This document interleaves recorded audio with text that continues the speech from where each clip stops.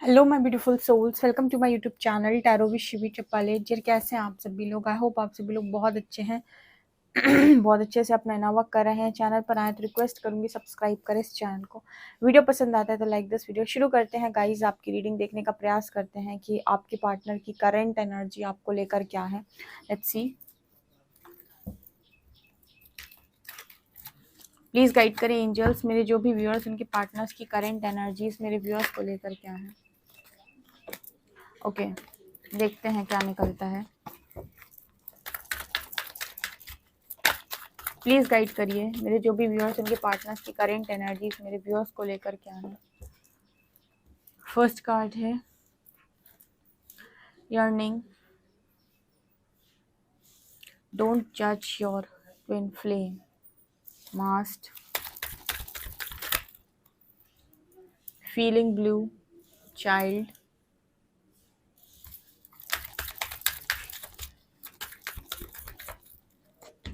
यहाँ पर है थिंक ट्वाइस, यहाँ पर है इनर चाइल्ड फियर, यहाँ पर है थर्ड पार्टी इन्वॉल्वमेंट, यहाँ पर है journey travel guide, expect travel, okay, manifestation, okay, 2 cards और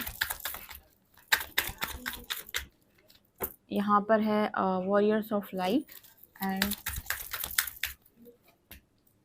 यहाँ पर है एस्ट्रल एक्सपीरियंसेस। ओके, तो चलिए देखते हैं कि आपके पर्सन की करंट एनर्जी निकल के क्या आ रही है और वो आपको क्या बताना चाहते हैं। उस समय पर यूनिवर्स आपको क्या गाइड कर रहे हैं, चलिए बताती हूँ मैं। ओके, तो एनर्जी क्या निकल के आ रही है। एनर्जी यहाँ पर आपके पर्सन की कुछ इस तरीके की नज़र आ रही है, जैसे आपके जो पर्सन है आज के दिन में इनकी एनर्जी ये है कि अपने फैसले को लेकर इस पर्सन के दिमाग में ये चल रहा था कि काश मैंने फैसला लेने से पहले एक बार और सोचा होता, क्योंकि कहीं ना कहीं मुझे ये तो पता था कि मैं किस चीज़ को बहुत बहुत ज़्यादा चाहती हूँ या मैं किस चीज़ को बहुत ज़्यादा चाहता हूँ। लेकिन जैसे मैंने अपनी सोल कॉलिंग को इग्नोर कर दिया। देखो, इस पर्सन को सोल कॉलिंग का मीनिंग मालूम हो ना हो, इस सोल वोल में ज़्यादा जानते हो या ना जानते हो, लेकिन ये पर्सन आज के दिन में कुछ ऐसा सोच रहे हैं कि इनको अपने फैसले लेते वक्त एक बार और सोचना चाहिए था या फिर सोच समझ कर फैसला लेना चाहिए था, क्योंकि ये पर्सन जानते थे इस चीज़ को कि इनकी सोल कॉलिंग क्या है या फिर इनका मन क्या चाहता है, बेसिकली इनकी अंतरात्मा क्या चाहती है या फिर इनको क्या चाहिए एक्चुअली में। ठीक है, इन्होंने जो भी फैसले लिए हैं अपने पास्ट के अंदर, इस पर्सन को ऐसा लग रहा है कि वो इन्होंने अपनी ईगो के बेसिस पर लिए हैं, यानी कि ईगो बेस्ड डिसीजन थे सारे के सारे। इस पर्सन के जो डिसीजन थे वो इसके बेसिस पर नहीं थे कि इनकी इनर कॉलिंग क्या है, सोल कॉलिंग क्या है, या फिर ये एक्चुअली में क्या चाहते हैं। इस पर थे कि इनका फियर हावी था इनके ऊपर, या फिर ईगो बहुत ज़्यादा हावी था इस पर्सन के ऊपर इनका।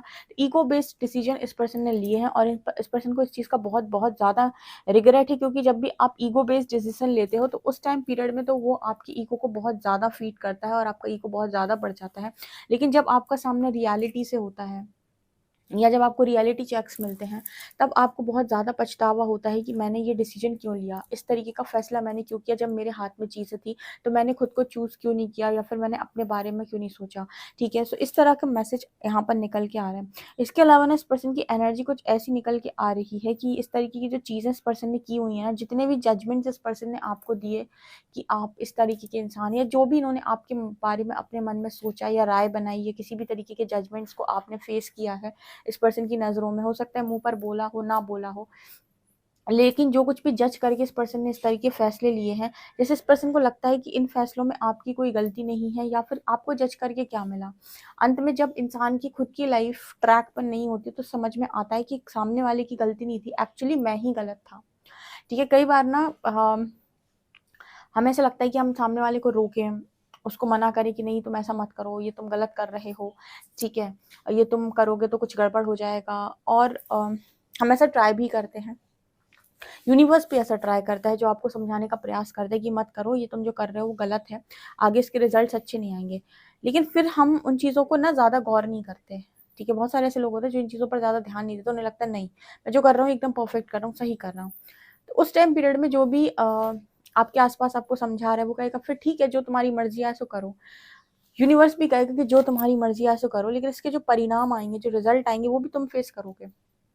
तो दो तरीके से लोग होते हैं, एक वो जो बिना नुकसान के सीखते हैं, दूसरे वो जो नुकसान करा के सीखते हैं। तो यहाँ पर आपके जो पर्सन है, इनको ये समझ में आया कि आपको जजमेंट देना कोई मतलब नहीं, कि आज जिस पर्सन की लाइफ के अंदर प्रॉब्लम्स हैं, चीज़ें हैं, सॉल्व नहीं हुई हैं, सिचुएशंस हैं, वो सब कुछ इस पर्सन की खुद के साथ हो रहा है, और इसमें इस बार आपका कोई इन्वॉल्वमेंट नहीं है। इस बार आपके ऊपर ये पर्सन कोई ब्लेम भी नहीं लगा पा रहे हैं।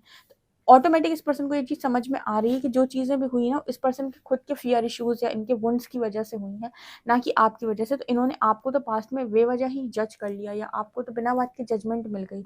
आप डिजर्व नहीं कर रहे थे वो जजमेंट्स, आप डिजर्व नहीं कर रहे थे वो उस तरीके की चीज़ों को, ठीक है, कि आपको जज किया जाए, आपको ये समझा जाए कि आप ऐसे हैं वैसे हैं। आप इन सारी चीज़ों को यू नो डिज़र्व नहीं कर रहे थे, लेकिन फिर भी ये सारी चीज़ें आपके साथ हुई, और ये सारी चीज़ें आपके साथ इसीलिए हुई क्योंकि आपके पार्टनर की इनसिक्योरिटीज़ थी, वो अपने अंदर का लैक आपके भीतर देख रहे थे। कहते हैं ना कि जब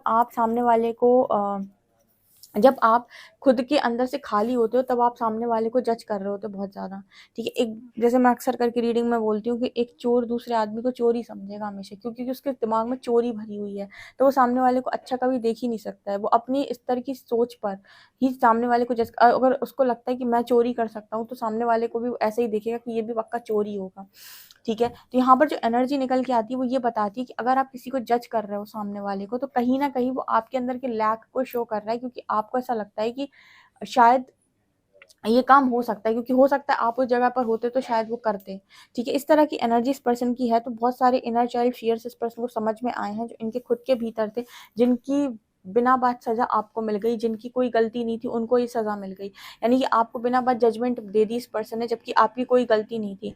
अब यहाँ पर कैसे इस पर्सन को ये सारी चीज़ें रिवील हुई कि इनके अंदर फियर्स हैं, कैसे इनको पता चला कि इनके अंदर वॉन्ट्स हैं, कैसे इनको पता चला कि ये सोल कॉलिंग क्या थी, इनकी चाहत क्या थी, ये क्या चाहते थे, ये सारी चीज़ें इनको समझ में आई जब थर्ड पार्टी इन्वॉल्वमेंट हुआ, ठीक है। जब थर्ड पार्टी इन्वॉल्व हुई, तो इस पर्सन को डिफरेंस समझ में आया, एक तो आप में, खुद में, और बाकी लोगों में, ठीक है।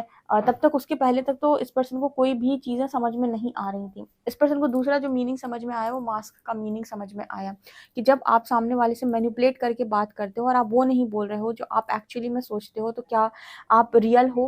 और जब आप रियल नहीं हो, तो क्या आप दूसरे से रियलिटी को एक्सपेक्ट कर सकते हो? उससे ऑनेस्टी, उससे लॉयल्टी आप एक्सपेक्ट कर सकते हो? नहीं, क्योंकि आप खुद ही रियल नहीं हो, आप खुद ही मास्क पहने हुए हो। और जब आप मास्क पहने हुए हो, तो आपको अभी तो नहीं समझ आ रहा है कि मैं मास्क पहने हुआ हूँ। अगर कोई तीसरा इंसान आता है, थर्ड पार्टी इन्वॉल्वमेंट, तो वो इंसान अगर आपके साथ सेम चीज़ करेगा ना, तो आपको तुरंत समझ में आ जाएगा कि मैं कहाँ गलत था, या फिर मैं कहाँ गलत थी, या फिर मास्क पहनने का एक्चुअल मीनिंग क्या होता है। इसका मतलब ये होता है कि कहीं ना कहीं आपने अपने चेहरे के पीछे कुछ छुपा रखा है, ठीक है। आप जो दिखाते हो वो आप नहीं हो सकता है बहुत ज़्यादा इमोशनल इंसान हो, लेकिन बाहर से आप बहुत ज़्यादा प्रैक्टिकल या लॉजिकल बनते हो, ठीक है। या फिर हो सकता है अंदर से आप बहुत ज़्यादा प्रैक्टिकल और लॉजिकल हो, बाहर से आप ऐसे दिखाते हो जैसे आप बहुत ज़्यादा इमोशनल हो, सबकी केयर करने वाले इंसान हो, ठीक है। तो ये दोहरे फेसेस जो है, इस पर्सन को समझ में आए हैं कि बहुत सारी चीज़ों को अपने मास्क, मतलब फेस के पीछे छुपा लेते हैं। और ये सब इनको तब समझ में आया जब इनकी लाइफ के अंदर थर्ड पार्टी इन्वॉल्वमेंट हुआ, ठीक है। क्योंकि यही सारी चीज़ें इस पर्सन ने, हो सकता है उस सामने वाले इंसान में अनुभव की हो, या उसमें देखी हो। तो इस पर्सन को समझ में आया कि जहाँ पर एक समय पर ये पर्सन थे, वहाँ पर आज कोई दूसरा इंसान इनकी लाइफ के अंदर है। तो इनको बहुत एग्जैक्टली समझ में आता है कि जहाँ पर आप पहले थे, वहाँ आज आपके पर्सन है, और जहाँ आपके पर्सन थे, वहाँ वो तीसरा इंसान है, ठीक है। तो बहुत अच्छे से, मतलब स्टोरी में यूनिवर्स को कुछ समझाना नहीं पड़ा, कुछ सिखाना नहीं पड़ा, सिर्फ उन्होंने वो रचना कर दी कि तुम जहाँ पर थे, वहाँ पर तुम्हारा एक्स पार्टनर था, तुम जहाँ आज हो, वहाँ तुम्हारा एक्स पार्टनर था, और ये जो सामने वाला इंसान जो है, यहाँ पर तुम अपने पार्टनर के साथ, अपने एक्स पार्टनर के साथ पहले थे, ठीक है। तो तुमको कुछ समझाने की ज़रूरत नहीं है, अब तुम्हें खुद से सब कुछ समझ में आएगा, ठीक है। खुद से जो चीज़ें होंगी, वहाँ तुम्हें किसी बात का कोई आंसर देने की ज़रूरत नहीं है, ठीक है। वहाँ कुछ बताने की ज़रूरत नहीं है तुम्हें कि तुम्हारे साथ क्या हुआ, क्यों हुआ, कैसे हुआ, कितना हुआ, कहाँ कहाँ तुम गलत थे। तो जैसे इस पर्सन को सब समझ में आ रहा है, सोल कॉलिंग का मीनिंग, मन की आवाज़ सुनना, 100 बार सोचकर डिसीजन लेना, ठीक है, बचपन के इश्यूज, ठीक है, मास्क मास्क क्या होता है, झूठ बोलना क्या होता है, ठीक है, मैनिपुलेशन क्या होता है। अभी तक इस पर्सन को लगता था आप मैनिपुलेटिव हो, क्योंकि ये पर्सन हर चीज़ का जजमेंट आपको दे रहे थे, ठीक है? अभी इस पर्सन को समझ में आ रहा है कि जजमेंट ये आपको कैसे दे रहे हैं, जबकि सारी गलती तो उस पर्सन की खुद से है। ओके, यहाँ पर फीलिंग ब्लू की एनर्जी है, जर्नी एक्सपेक्ट ट्रैवल। सो मुझे यहाँ पर ऐसा भी नज़र आ रहा है जैसे इस पर्सन को जर्नी पर भी, चीज़ों पर भी बिलीव हो रहा है, क्योंकि जैसे आपसे ये पर्सन दूर जाते हैं तो बहुत ज़्यादा ऐसा लगता है इस पर्सन को जैसे अपने किसी अपनी बहुत ज़्यादा ख़ास चीज़ से ये पर्सन डिस्कनेक्ट हो गए हैं, या फिर जैसे ना मतलब एक होता है ना कि आपकी जगह इस पर्सन की लाइफ़ के अंदर अगर कोई भर पाएगा तो वो है डिवाइन। अगर ये खुद ईश्वर से कनेक्ट हो जाए, ईश्वर से, देखो इस दुनिया का कोई भी व्यक्ति अगर ईश्वर से जुड़ जाए तो फिर उसे किसी चीज़ की ज़रूरत नहीं रह जाएगी। परमात्मा इतना भरता है आपको कि आपको किसी चीज़ की ज़रूरत इस पूरी दुनिया में नहीं हो सकती, अगर ईश्वर आपके साथ में है। लेकिन प्रॉब्लम ये है कि ईश्वर का साथ डीएफ को तो मिल गया, यानी मान लो जितनी भी फेमिनिन्स हैं जो काम कर रही, नवक कर रही, उनको तो मिल गया, तो उन्होंने अपने खालीपन को भर लिया। आपके पर्सन इतना ज़्यादा यूनिवर्स की तरफ नहीं जाते हैं, ठीक है? तो उनके लिए फिर कौन बनता है ऐसा जो उनको बहुत ज़्यादा कनेक्टिविटी फ़ील कराते हैं, जिसको पाकर वो उन्हें लगता है कि सब कुछ मिल गया, वो होते हो आप। या तो ये पूरा परमात्मा को चुन लें, परमात्मा के पास जाएँगे तो परमात्मा ने पूरा भर देगा, फिर इन्हें आपकी भी ज़रूरत महसूस नहीं होगी। लेकिन अगर ये परमात्मा की तरफ नहीं जा रहे हैं, तो इन्हें परमात्मा के बंदे की याद आती है, जो कि हो आप, ठीक है? और अभी लग रहा है कि पर्सन शायद आप दोनों के बीच में जो भी जर्नी है, जो भी अगर आप किसी स्पिरिचुअल जर्नी का पार्ट है, तो इस पर्सन को ये चीज़ें मतलब बिलीव हो रही हैं, क्योंकि इस पर्सन की लाइफ के अंदर जो भी है ऐसी सिचुएशन या जो भी प्रॉब्लम्स हैं या जो भी है, उसकी वजह से इस पर्सन को बहुत ज़्यादा लॉस्ट महसूस होता है। लॉस्ट रहता है इंसान कि मैं क्यों आया हूँ, क्या करने आया हूँ। जैसे आप मिल जाते हो ना, तो एक उम्मीद की किरण मिल जाती है, ठीक है? वैसे मैं यहाँ पर ये नहीं कहूँगी कि आप बहुत ज़्यादा स्पेशल हो, मैं कहूँगी कि सबसे ज़्यादा स्पेशल डिवाइन होते हैं। लेकिन कुछ लोग होते हैं जो डिवाइन के पास नहीं जा पाते हैं। कुछ लोग ऐसे होते हैं जो डिवाइन के अलावा किसी के पास नहीं जाते हैं। तो जो डिवाइन के अलावा किसी के पास नहीं जाता, उन्हें किसी चीज़ की ज़रूरत भी नहीं होने देता ईश्वर, ठीक है? यहाँ पर एनर्जी है चाइल्ड एंड मैनिफेस्टेशन। आपका पर्सन मैनिफेस्ट करना चाहता है आपको, लेकिन मुझे लगता है हो सकता है ये सिंगल पेरेंट हो। अब ये जो मैसेज है वो सबके साथ रेजोनेट नहीं करेगा, क्योंकि यहाँ पर ऐसा निकल आ रहा है kids are present in the situations. मुझे लगता है कि हो सकता है सिंगल पेरेंट हो, ठीक है? तो इस पर्सन को ना जैसे मैनिफेस्ट करना तो बहुत कुछ चाहते हैं, लेकिन अपने बच्चे को देखकर या फिर अपने उसको देखकर इस पर्सन को ऐसा लगता है कि नहीं, ये पॉसिबल नहीं है, ये कैसे हो सकता है, ये पॉसिबल नहीं है। तो मैनिफेस्टेशन फिर इस पर्सन का ना मन नहीं करता करने का। मैं बताया ना, मैनिफेस्ट भी आप तब तक नहीं, बहुत अच्छी लाइन यहाँ पर याद आ रही है, आप माँग भी नहीं सकते अगर वो ना चाहे तो। आप माँगोगे भी वही जो वो चाहता है, ठीक है? अगर वो नहीं चाहता तो आपको माँगने भी नहीं देगा सुख से। तो बार-बार आपको क्रॉस रोड पे डाल देगा। अगर वो चाहता ही नहीं कि तुम कुछ माँगो, ठीक है? तो आपको ऐसे से घुमाएगा, फिर ऐसे, फिर ऐसे, फिर ऐसे, फिर ऐसे, फिर ऐसे, फिर ऐसे।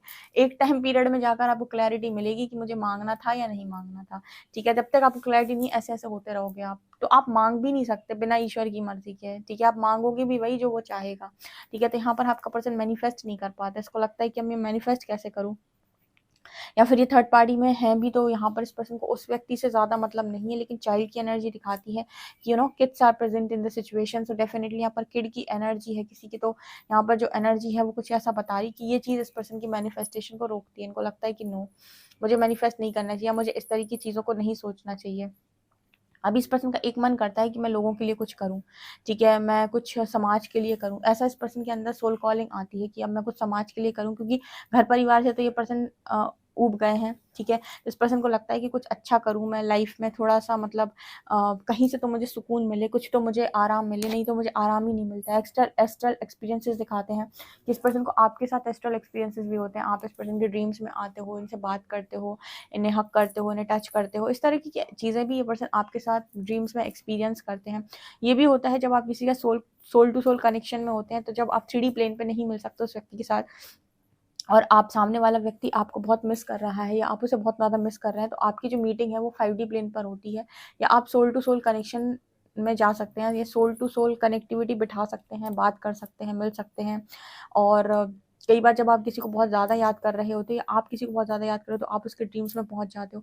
वो आपको बहुत ज़्यादा याद करे तो वो आपके ड्रीम्स में आ जाता है। एग्ज़ैक्टली आपको मैसेज देकर भी चले आते हैं कि वो आपके बारे में क्या सोच रहे हैं।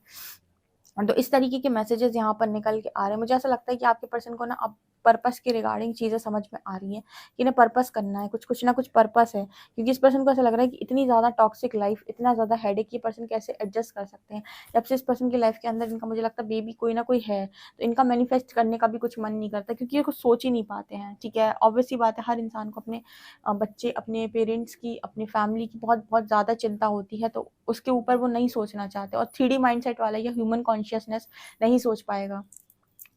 ठीक है, क्योंकि उसके जो इमोशंस हैं वो अनकंट्रोलेबल इमोशंस होते हैं, उन्हें कंट्रोल नहीं किया सकता, जिसकी वजह से वो ओवर पॉजेसिव या ओवर उस एनर्जी में होता है, सोल कॉन्शियसनेस में वो लोग नहीं होते हैं। सो ये चीज़ यहाँ पर नज़र आ रही है। सो गाइज, आप लोग की रीडिंग निकल कर आ रही है। अगर आपको ये रीडिंग पसंद आए तो please like this video, subscribe my channel. Thank you guys.